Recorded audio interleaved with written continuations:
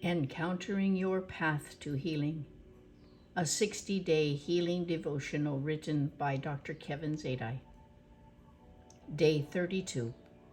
God is restoring your health. For I will restore health to you and heal you of your wounds, says the Lord. Because they called you an outcast, saying, "This is Zion, no one seeks her." Jeremiah 30, verse 17. The Lord said through the prophet Jeremiah that He will restore health to you and heal your wounds.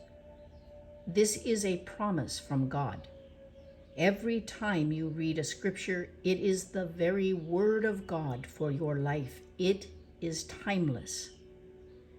All you have to do is turn your face toward Jesus, reach out, and let Him touch you. By His power, He is delivering you from the hand of the enemy and destroying the works of the devil. Whatever it is that you need healing for, receive it from the Lord. Declare the word of the Lord over yourself. Declare that He is restoring health to you and healing you of your wounds. Express in words what you encounter in prayer.